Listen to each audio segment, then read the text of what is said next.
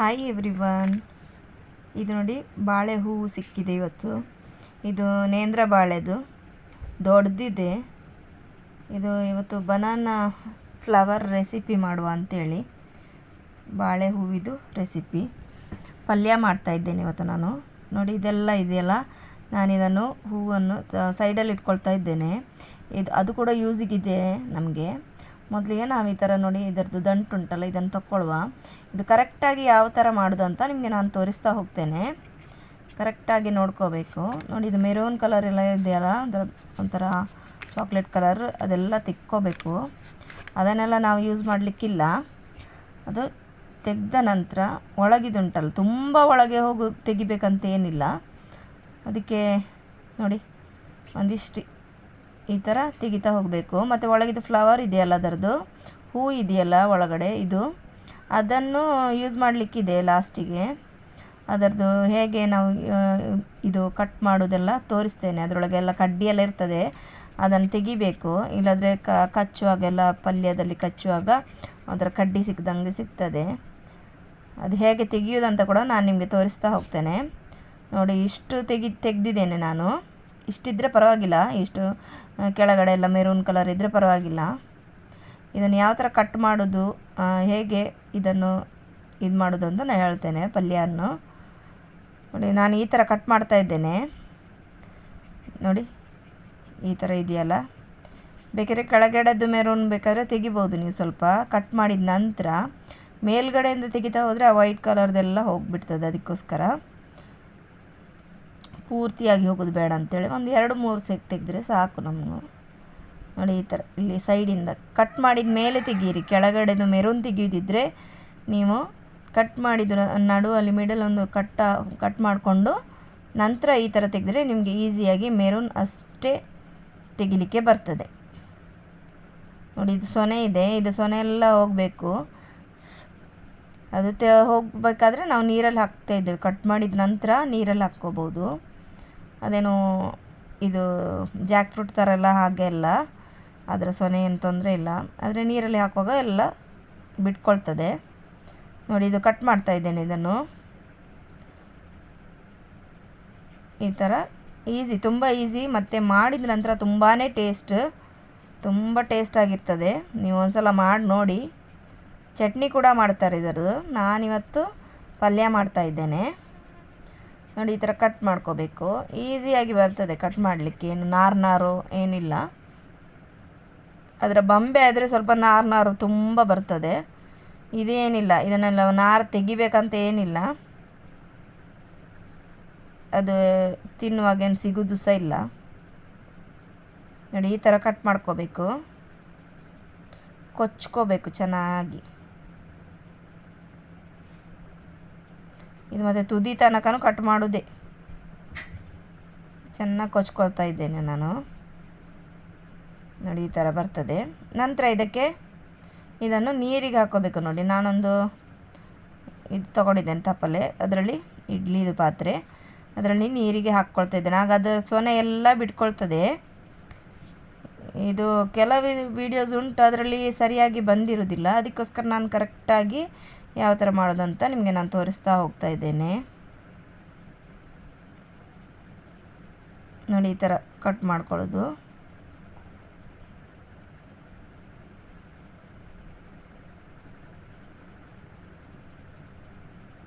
ನೀರಲ್ಲಿ ಹಾಕಿ ಮತ್ತೆ ನೆನೆಸಿಡೋದಂಥದ್ದು ಎಂಥದಿಲ್ಲ, ಜಸ್ಟ್ ಹಾಕಿ ತೆಗೆದ್ರೆ ಆಯಿತು.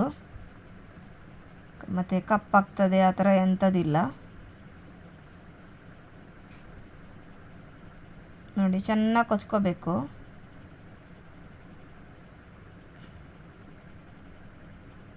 ತುಂಬ ಟೇಸ್ಟ್ ಕೂಡ ಇದು ಮಾಡಿದ ಮೇಲಂತೂ ತುಂಬ ಟೇಸ್ಟ್ ಆಗಿರ್ತದೆ. ಇದು ನೇಂದ್ರ ಬಾಳೆ ಅಂತ ಹೇಳ್ತಾರಲ್ಲ, ಕೇರಳದಲ್ಲೆಲ್ಲ ಜಾಸ್ತಿ ಇದಿರ್ತದೆ. ಆ ಬಾಳೆಹಣ್ಣಿದು ಹೂ ಇದು ದೊಡ್ಡದಿದೆ. ಅದೇ ಥರ ಮೂರಿದೆ. ನಾನಿಲ್ಲಿ ಒಂದನ್ನು ಮಾಡಿ ತೋರಿಸ್ತಾ ಇದ್ದೇನೆ ನಿಮಗೆ. ನೋಡಿ ಈ ಥರ ಉದುರಾಗಿ ಮಾಡಿಕೊಂಡು ನೀರಿಗೆ ಹಾಕಿದರೆ ಆಯಿತು. ಇದೀಗ ಮಾಡಿದ ನಂತರ ನಾನು ಎಲ್ಲವನ್ನು ಕೊಚ್ಕೊಂಡಾಯಿತು. ಎಲ್ಲ ತೋರಿಸ್ಲಿಕ್ಕೆ ಆಗೋದಿಲ್ಲ, ಟೈಮ್ ಕೂಡ ಹೋಗ್ತದೆ. ಈಗ ಹೂವನ್ನು ಯಾವ ಥರ ಕ್ಲೀನ್ ಮಾಡೋದು ತೆಗೆಯೋದು ಅಂತ ನಿಮಗೆ ನಾನು ತೋರಿಸ್ತಾ ಹೋಗ್ತೇನೆ. ಇದು ಹೂವು ಇರ್ತದಲ್ಲ, ಇದು ಬೆಳೆದಿರ್ತದೆ ಸ್ವಲ್ಪ, ಅದಕ್ಕೆ ನಾವೆಂತ ಮಾಡ್ತಿದ್ದೇವೆ, ಅದರದ್ದು ಕಡ್ಡಿ ಅಂತ ತೆಗಿತೇವೆ. ಇದು ಸ್ವಲ್ಪ ಎಳತಿದೆ, ಮತ್ತು ಮೇಲ್ಗಡೆ ಇರ್ತದಲ್ಲ ಫಸ್ಟಿಗೆ ತೆಗೆದಿರ್ತೇವೆ, ಅದೊಂದು 3 ಮೇಲ್ಗಡೆ ಇರುವಂಥದ್ದು ಇರ್ತದಲ್ಲ, ಅದರದ್ದು ಕಡ್ಡಿ ತೆಗಿಬೇಕು ನಾವು. ಇದರಲ್ಲಿಲ್ಲ ಅಷ್ಟು. ಇದು ನಾನು ಒಳಗಿಂದ ತೆಗೆದೆ ಅಲ್ಲ 3-4 ಅದರದ್ದು. ಮತ್ತು ಮೇಲ್ಗಡೆದು ಯಾವುದು ಇರ್ತದೆ ನೋಡಿ, ಇದು ಮೇಲ್ಗಡೆದು. ಅದರದ್ದು ತೆಗೆಯುವಾಗ ನೋಡಿ, ನಾನಿಲ್ಲಿ ತೋರಿಸ್ತಾ ಇದ್ದೇನೆ ಇದರದ್ದು ಹೇಗೆ ಇದು ತೆಗಿಬೇಕಂತೇಳಿ.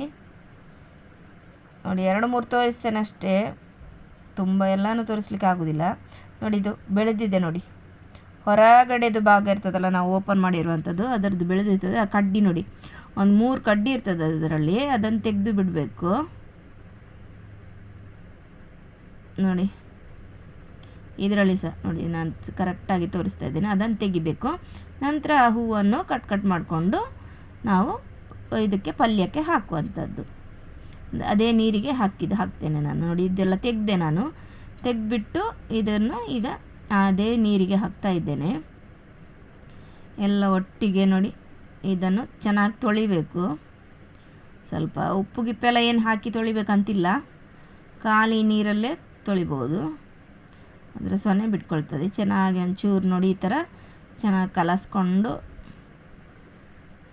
ನೋಡಿ ಮಾಡಿಬಿಟ್ಟು ನೀರು ತೆಗೆದ್ರೆ ಆಯ್ತದೆ. ಅದರದ್ದು ನೀರು ತೆಗಿಬೇಕಂತಿಲ್ಲ. ಮತ್ತು ಪಲ್ಯಕ್ಕೆ ಸಹ ನಾವು ಮಾಡುವಾಗ ಸಹ ನಾವು ಅದನ್ನು ಹಿಂಡಿ ಹಾಕ್ಕೋಬೋದು. ಇಲ್ಲಿ ನಾನು ಎಣ್ಣೆ ಇಟ್ಟಿದ್ದೇನೆ ಬಿಸಿಗೆ.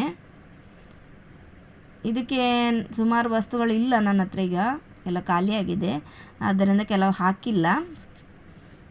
ನೀವು ಬೇಕಾದರೆ ಹಾಕ್ಕೊಳ್ಳಿ, ನಾನು ಹೇಳ್ತಾ ಹೋಗ್ತೇನೆ. ಮೊದಲಿಗೆ ಸಾಸಿವೆ ಹಾಕ್ಕೊಂಡಿದ್ದೇನೆ ನಾನಿಲ್ಲಿ ಎಣ್ಣೆಗೆ, ತೆಂಗಿನ ಎಣ್ಣೆ ಇದು.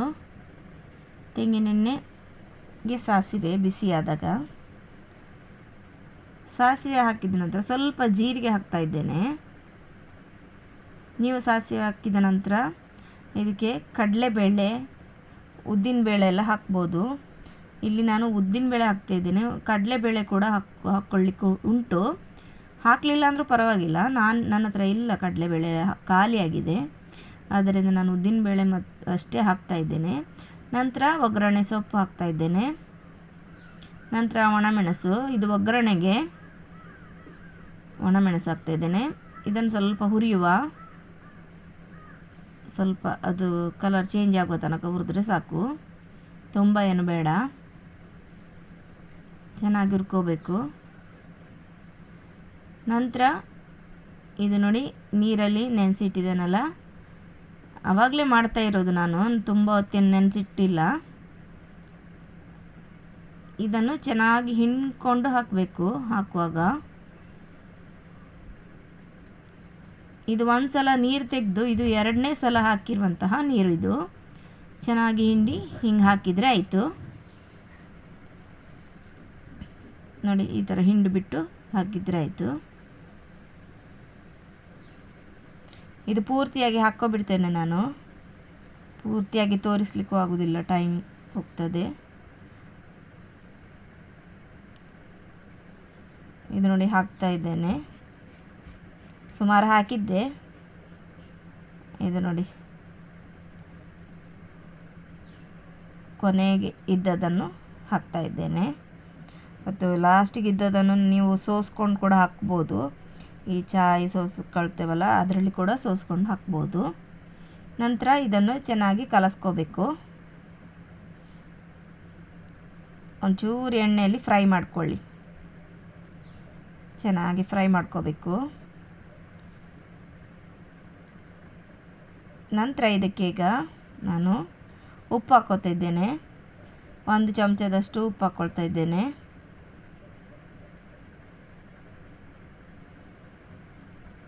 ಇದು ಭಾರಿ ಟೇಸ್ಟ್ ಆಗ್ತದೆ ಮಾಡುವಾಗ ಮಾತ್ರ, ತುಂಬ ಜಾಸ್ತಿ ಇಂಗ್ರೀಡಿಯೆಂಟ್ಸ್ ಹಾಕಲಿಕ್ಕಿಲ್ಲ.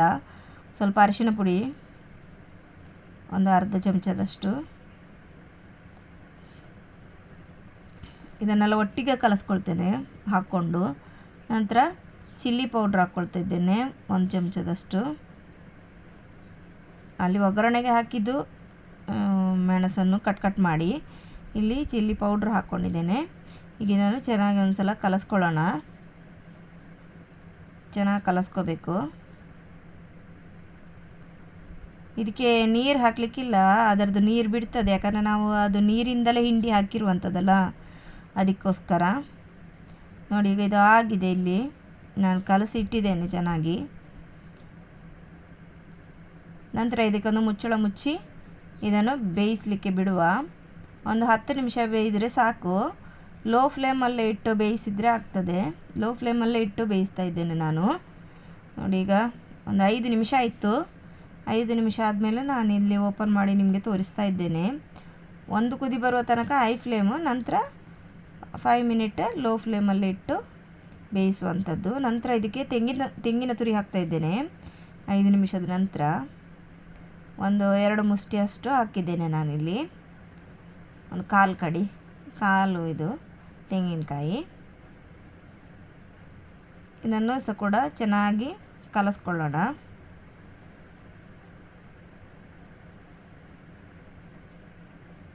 ತುಂಬ ಟೇಸ್ಟ್ ಇದು. ತುಂಬ ಪಲ್ಯ ಅಂತೂ ಸುಮಾರು ಮಂದಿ ಮಾಡೋದಿಲ್ಲ, ಹಾಗೇ ಬಿಟ್ಟಿರ್ತಾರೆ ಇದು ಬಾಳೆ ಗಿಡದಲ್ಲಿ.